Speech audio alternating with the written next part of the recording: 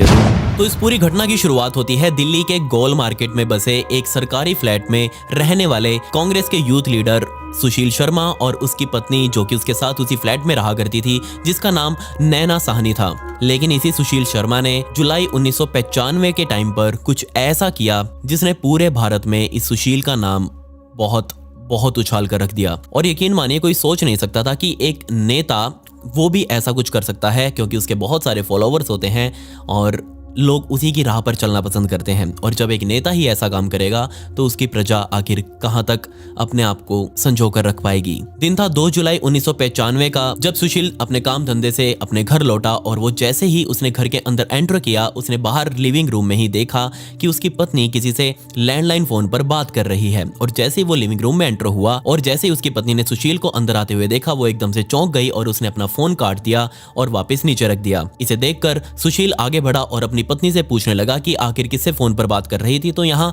नैना ने कहा कि वो यहाँ उसे समझा रही थी कि जिससे आप बात करना चाहते हैं वो यहाँ अवेलेबल नहीं है। और ये बात बोलकर नैना सीधा लिविंग रूम से निकलकर किचन की तरफ चली गई। लेकिन यहाँ सुशील को चैन नहीं था और उसे नैना की बातों पर विश्वास नहीं हो रहा था। और उसे पहले से ही पता था कि नैना कॉलेज टाइम से ही एक मतलूम करीम नाम के लड़के के साथ बातें करती आई है और इन दोनों का शायद हो सकता है एक्स्ट्रा मैरिटल अफेयर चल रहा हो। अब आपको पता ही होगा कि जैसे कि हम आज के मोबाइलों में तो नंबर वगैरह देख लेते हैं कॉल लॉग में, हिस्ट्री में जाकर, लेकिन पहले के लैंडलाइन फोन्स में ऐसा कुछ नहीं होता था। लेकिन हाँ, रीडायल का ऑप्शन जरूर होता था। जो भी लास्ट कॉल आई होती थी, हम उस पर एक रीडायल का बटन दबाकर उसी नंबर पर दोबारा कॉल कर सकते थे। और यहाँ अब सुशील का शक यकीन में बदलने वाला था, क्योंकि जैसे उसने अपने लैंडलाइन से नंबर रीडायल किया, बेल बजी, दूसरी तरफ से किसी ने फोन उठाया और जैसे उसने हेलो बोला, ये हेलो बोलने वाला आदमी कोई और नहीं बल्कि मतलूम करीम ही था। और इसकी आवाज सुशील पहचान चुका था। खैर, वो फोन पर मतलूम से और ज्यादा लड़ना नहीं चाहता था, तो यहाँ सुशील ने फोन वापस नीचे रख दिया और वो सीधा किचन में मौजूद नैना के पास गया और उसे पूछने लगा कि तुम आखिर मेरे पीछे से किससे बात कर रही हो, इस मतलूम से तुम्हारा क्या लेना देना है और क्या तुम मुझे चीट कर रही हो। यहाँ नैना अपनी साफ सफाई देने लगती है और वो कहती है कि नहीं मतलूम जस्ट मेरा एक अच्छा दोस्त है, इसके अलावा कुछ नहीं है, तुम गलत समझ रहे हो। लेकिन यहाँ सुशील का जो गुस्सा था वो बहुत ज्यादा बढ़ चुका था और यहाँ अब उसका गुस्सा कंट्रोल से बाहर हो चुका था। यहाँ सुशील का गुस्सा इतना ज्यादा बढ़ चुका था कि उसने अपने ही बेल्ट पर टंगी हुई अपनी लाइसेंसी पिस्टल निकाली और सीधा नैना के ऊपर तान दी और यहाँ उसने 3 फायर किए। जी हाँ, पहली गोली वहां सामने लगे हुए सीधा एसी के ऊपर जाकर लगी और दूसरी गोली नैना की गर्दन को आर पार करते हुए सामने दीवार पर जाकर लगी और तीसरी गोली सीधा नैना के सर में जाकर लगी। और देखते ही देखते पूरा जो फर्श अभी तक साफ सुथरा था वो अब खून से भर चुका था और नैना बेसुध होकर नीचे गिर चुकी थी। बिल्कुल सुशील की आंखों के सामने नैना ने दम तोड़ दिया और नैना की लाश अब सुशील के आगे पड़ी हुई थी।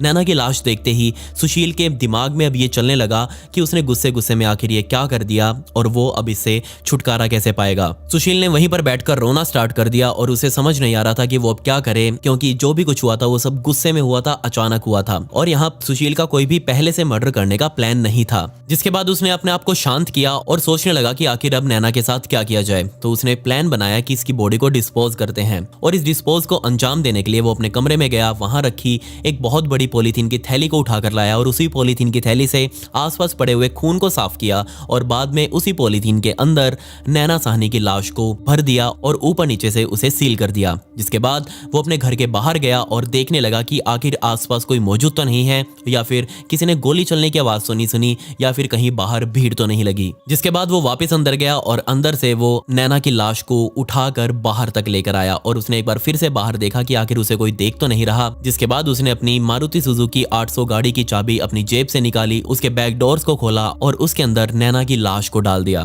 अब यहाँ नैना की लाश उस मारुति गाड़ी में पहुंच चुकी थी। अब उसके पास कोई प्लान नहीं था, तो वो जस्ट अपनी गाड़ी में बैठा और गाड़ी स्टार्ट करके इधर उधर घूमने लगा। पूरी गोल मार्केट उसने छान मारी, लेकिन उसे कोई आइडिया नहीं आ रहा था कि आखिर इस लाश से कैसे छुटकारा पाया जाए। दूसरा, उसके मन में ये डर था कि कहीं उसे कोई चेकिंग के लिए अभी पुलिस वाला रोक ना ले। अगर उसको किसी ने रोका तो यकीनन उसका भांडा फूट जाएगा और उसकी सच्चाई दुनिया के सामने आ जाएगी। लेकिन इसके बाद जो हुआ, यकीन मानिए उस पर आपको विश्वास नहीं होगा कि कोई इंसान ऐसा कैसे कर सकता है। जिसके बाद उसे ध्यान आया कि पास ही में मौजूद ITO पुल के नीचे से यमुना नदी बहती है, तो क्यों ना वो इस लाश को इस यमुना नदी में ही डिस्पोज कर दे। जिसके बाद उसने अपनी मारुति गाड़ी सीधा ITO पुल पर लगाई और साइड में खड़ी करके वो बाहर निकला और जस्ट अभी आसपास का जायजा लेने लगा। लेकिन उसे हैरानी हुई कि रात के तकरीबन 10 बज चुके हैं और अभी भी इस पुल के ऊपर भीड़ भाड़ लगी हुई है, लोग आ रहे हैं जा रहे हैं, और यहाँ इस तरह से खुलेआम बॉडी को डिस्पोज करना बिल्कुल भी सही नहीं रहेगा। और दूसरी चिंता उसे ये भी थी कि वो एक नेता है, वो एक पब्लिक फिगर है और लोग उसे जानते हैं, और अगर किसी ने उसे ऐसा करते हुए देख लिया तो सबसे पहले उसका नाम जाएगा और पुलिस उसे तुरंत उठा लेगी। जिसके बाद वो वापस उस गाड़ी में बैठा और अब फिर से गाड़ी को घुमाने लगा। घुमाते घुमाते वो वापस अपने कनॉट प्लेस आया और कनॉट प्लेस में ही मौजूद उसका खुद का रेस्टोरेंट था जिसका नाम बगिया रेस्टोरेंट एंड बार था। वो अपने उस रेस्टोरेंट पर पहुंचा और गाड़ी को बाहर लगाया और सोचकर देखिए यही वो बगिया रेस्टोरेंट था जिसके अंदर इस तंदूर कांड को अंजाम दिया गया था। लेकिन अब यहाँ दिक्कत ये थी कि जैसे ही सुशील अपने रेस्टोरेंट के अंदर पहुंचा तो उसने देखा कि उसके रेस्टोरेंट में तो बहुत सारी भीड़ लगी हुई है, बहुत सारे परिवार यहाँ पर खाना खाने आए हुए हैं और सभी जो पूरा स्टाफ है रेस्टोरेंट का वो भी अपने काम में लगा हुआ है। जिसके बाद वो इन सभी भीड़ को चीरते हुए अपने इस होटल के मैनेजर केशव के पास पहुंचता है और उसे कहता है कि केशव, सबसे पहले तो नए कस्टमर्स की एंट्री को बंद करो और यहाँ जो कस्टमर बैठे हुए हैं इनको भी यहाँ तुरंत भगाओ। जिसके बाद केशव भी हैरानी से पूछता है कि मालिक क्या हुआ, अभी तो काम का टाइम है और आप इतनी जल्दी कस्टमर्स को भगाने की बात कर रहे हो। तो वो कहता है कि केशव अभी सवाल मत पूछो, जितना मैं तुमको कह रहा हूँ उतना ही करो, तुरंत होटल को खाली करवाओ। तो यहाँ वो केशव सभी कस्टमर्स को जाकर कह देता है कि बस आप कोई नया ऑर्डर प्लेस नहीं कर सकते हो, खाना हमारा जो था वो खत्म हो चुका है और आप प्लीज यहाँ से निकल जाइए। धीरे धीरे कर एक एक कस्टमर वहां से निकल जाता है और अब ये रेस्टोरेंट सिर्फ स्टाफ से भरा हुआ था। जिसके बाद केशव फिर से सुशील के पास पहुंचता है और कहता है कि जनाब, सारे जो कस्टमर्स है वो चले गए हैं और नए कस्टमर्स की भी एंट्री बंद कर दी गई है। और फिर यहाँ सुशील कहता है कि अब जितने भी स्टाफ मेंबर्स हैं उनको भी अपने अपने घर भेज दो और कल की भी छुट्टी दे देना।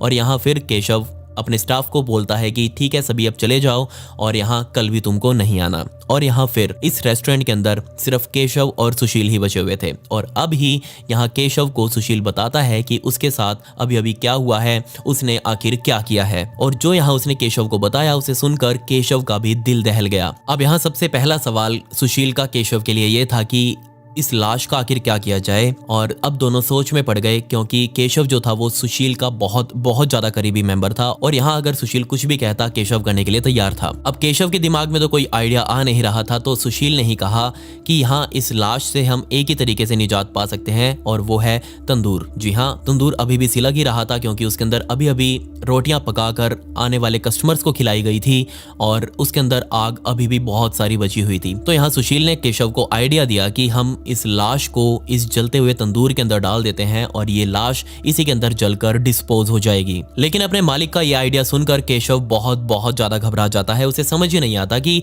आखिर ये जो कह रहा है वो सच में करना है क्या या फिर ऐसे ही ये मजाक कर रहा है। जिसके बाद सुशील ने कहा कि ये चीज सच में करनी है हमें और इस लाश से हमें जल्दी से जल्दी छुटकारा पाना है। जरा आप पहले देख लीजिए उस होटल के अंदर जो तंदूर बना हुआ था वो कैसा था। जी हाँ, ये कोई ड्रम से बनने वाला तंदूर नहीं था, ये यहाँ पर सीमेंटेड था और काफी बड़ा सारा था और इसके अंदर आग तब भी सी लगी रही थी। जिसके बाद दोनों इस काम को करने के लिए तैयार हो जाते हैं और यहाँ सुशील केशव को लेकर रेस्टोरेंट के बाहर खड़ी अपनी गाड़ी तक पहुंचता है और दोनों मिलकर अंदर मौजूद नैना की लाश को बाहर निकालते हैं और सीधा अपने रेस्टोरेंट में लेकर जाते हैं और सीधा इस लाश को उस तंदूर के अंदर डालने की कोशिश करते हैं। लेकिन यहाँ दो दिक्कतें थी, जिसमें सबसे पहली कि लाश ज्यादा बड़ी थी, तंदूर का मुंह छोटा था और इसके अंदर लाश पूरी तरीके से आ नहीं सकती थी, जिस वजह से इस लाश को जस्ट उस तंदूर के ऊपर रख दिया गया था। ध्यान रहे, इस लाश को तंदूर के अंदर डाला नहीं गया था लेकिन लाश को जस्ट उसके ऊपर रखा गया था। दूसरी बात, तंदूर के अंदर आग तो थी लेकिन वो आग सिर्फ इतनी ही थी कि उसमें रोटियां सेकी जा सके, बजाय किसी लाश को वो आग इतनी जल्दी डिस्पोज नहीं कर सकती थी। जिसके बाद इन लोगों ने जितना हो सके नैना की लाश को अंदर तक धकेलने की कोशिश करी। उसका जो सिर था वो नीचे की तरफ डाल दिया गया था और अब ऊपर से इन्होंने रेस्टोरेंट के अंदर ही पड़ी कागज की रद्दी के पेपर और बहुत सारी लकड़ियां इसके अंदर डालनी स्टार्ट कर दी ताकि आग और जल्दी भड़क जाए और ये लाश जल्दी से डिस्पोज हो जाए। लेकिन अभी भी कुछ खास फर्क नहीं पड़ रहा था। जिसके बाद सुशील ने सोचा कि क्यों ना इस तंदूर के अंदर अगर हम आग के अंदर घी डाल दें तो आग और ज्यादा तेज हो जाएगी। और यहाँ सुशील ने केशव से कहा कि जितना भी मक्खन इस रेस्टोरेंट में पड़ा है, जितना भी घी इस रेस्टोरेंट में पड़ा है, वो सारा लेकर आओ। और यहाँ केशव सारा घी और मक्खन वहाँ लेकर आता है और अब उस घी और मक्खन को उस तंदूर के अंदर डालना स्टार्ट किया गया। और सोच कर देखिए यहाँ ये लोग आखिर कर क्या रहे थे। लेकिन यहाँ दिक्कत ये थी कि अभी तक आग इनके काबू में थी और इसकी लपटें बहुत धीमी धीमी जल रही थी, लाश धीरे धीरे डिस्पोज हो रही थी। लेकिन जैसे इन्होंने इस आग के अंदर घी डाला तो इसकी लपटें बहुत ज्यादा तेज हो गई और ये तंदूर जो था वो उस रेस्टोरेंट के कोने में बना हुआ था और इसके पीछे जस्ट रेस्टोरेंट की बाउंड्री वॉल थी जिसकी लंबाई तकरीबन 8 फुट की थी। और ये लपटें जो अब उठ रही थी इस तंदूर से वो उस दीवार से भी ऊपर जा रही थी, मतलब 8 फुट से भी ज्यादा ऊपर थी और ये लपटें अब बाहर लोगों को दिख रही थी। लेकिन यहाँ सुशील और केशव के लिए अच्छी बात ये थी कि लाश अब जल्दी जल्दी डिस्पोज हो रही थी और बॉडी ने आग पकड़ ली थी। अब जैसा कि मैंने आपको बताया कि आग की लपटें बाहर लोगों को दिख रही थी, तो वहीं इन लोगों में शामिल थी एक अनारो नाम की महिला जो इस रेस्टोरेंट के पास ही अपनी सब्जी की दुकान लगाया करती थी। और जैसे ही अनारो ने उस आग की लपटों को उस होटल से उड़ते हुए देखा तो उसे लगा कि इस होटल में आग लग गई है और उसने जोर जोर से चिल्लाना स्टार्ट कर दिया। और उसकी चिल्लाहट सुनकर पास ही में खड़ा अब्दुल नजीर नाम का एक कांस्टेबल उसके पास पहुंचा और बोलने लगा कि बताओ क्यों तुम चिल्ला रही हो। तो यहाँ उसने अब्दुल नजीर को कहा कि उस बगिया होटल को देखो, उसके अंदर से आग की लपटें बहुत ज्यादा निकल रही है और ऐसा लग रहा है जैसे उस होटल के अंदर कोई नहीं है और अंदर ही आग लगी हुई है। तो यहाँ अब्दुल नजीर आनन फानन में तुरंत उस होटल के बाहर पहुंचा और यहाँ अंदर जाने की कोशिश करने लगा। लेकिन यहाँ उसे बाहर केशव ने पकड़ लिया। केशव उसे पूछने लगा कि हाँ जी जनाब बताओ आप अंदर क्यों जा रहे हो।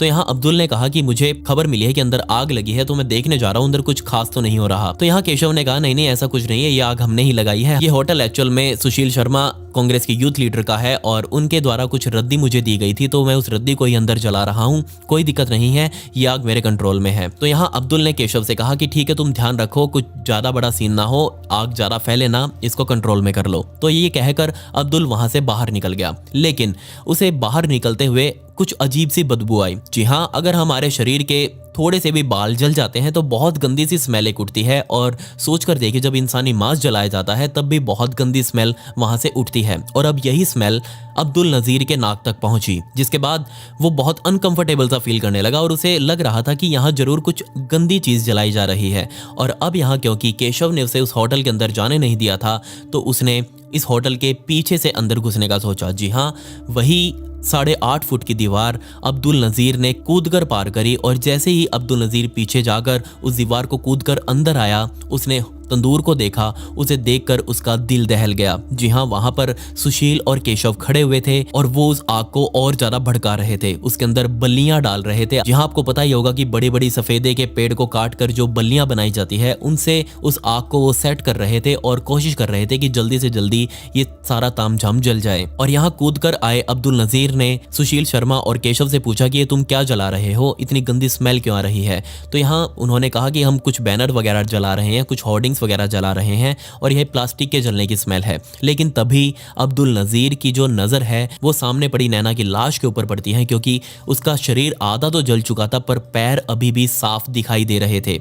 और ये पैर देखते ही अब्दुल नजीर के पैरों के नीचे से जमीन खिसक गई और उसको समझ ही नहीं आ रहा था कि आखिर ये तंदूर के ऊपर रखा क्या हुआ है। जिसके बाद अब्दुल ने केशव से पैरों का जवाब मांगा तो उसने कहा कि हम यहाँ बकरा काट रहे हैं और उसी को जला रहे हैं, लेकिन हमें पता है कि बकरे के पैर इंसानी पैर जैसे बिल्कुल नहीं होते। और ये बात भी अब्दुल नजीर को बिल्कुल भी हजम नहीं हुई। जिसके बाद अब्दुल नजीर तुरंत वहां से बाहर निकला, उसने पीसीआर को फोन किया और अब पुलिस की फोर्स इस होटल पर पहुंच चुकी थी। पर अब यहाँ सुशील को इस बात की भनक लग चुकी थी कि होटल में पुलिस आ चुकी है और अभी तो यहाँ एक पुलिस वाला आया है, अब यहाँ बहुत सारे आएंगे, इसीलिए यहाँ से भागने में ही भलाई है। और इसी बीच जैसे ही अब्दुल वहां होटल से बाहर निकलता है पीसीआर को बुलाने के लिए, अब सुशील भी होटल से फरार हो गया और वो वहां से भाग गया। अब इस होटल में सिर्फ केशव बचा हुआ था और यहाँ केशव के पास ही अब बड़ी मात्रा में पुलिस फोर्स पहुंची और उसे तुरंत वहीं पर झप लिया गया। और झपने के बाद उस आग को बुझाया गया जो उस तंदूर में लगी हुई थी और यहाँ तंदूर के अंदर से नैना की अधजली लाश को बाहर निकाला गया। उस लाश को देखकर पुलिस वालों को विश्वास नहीं हो रहा था कि कोई ऐसा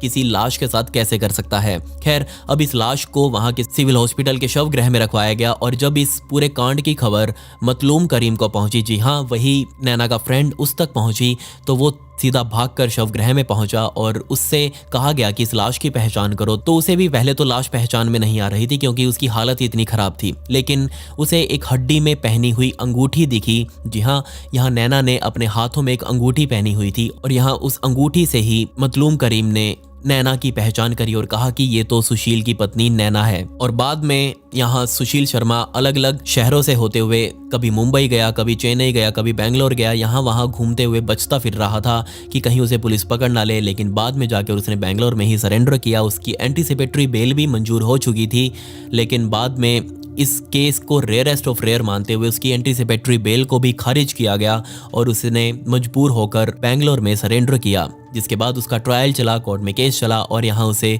फांसी की सजा भी सुनाई गई। लेकिन 2013 में इस फांसी की सजा को उम्र कैद में बदल दिया गया और उसके पीछे हवाला ये दिया गया कि ये सब सुशील द्वारा गुस्से में किया गया था, ये कोई प्री प्लान्ड मर्डर नहीं था। अगर ये प्री प्लान्ड मर्डर होता तो ऑब्वियसली यहाँ इस केस की क्रूअल्टी को देखते हुए, यहाँ इसकी क्रूरता को देखते हुए सुशील को फांसी दी जाती, लेकिन नहीं, 2013 में उम्र कैद में बदल दिया गया। तो दोस्तों, ये था वो तंदूर कांड जिसकी बहुत टाइम से डिमांड चल रही थी कि मैं इसे एक्सप्लेन करूं, और यकीन मानिए मुझे पता भी था इस कांड में पूरा आखिर क्या हुआ है और आगे भी क्या होगा, लेकिन फिर भी आपको बताना जरूरी था और मैंने इसे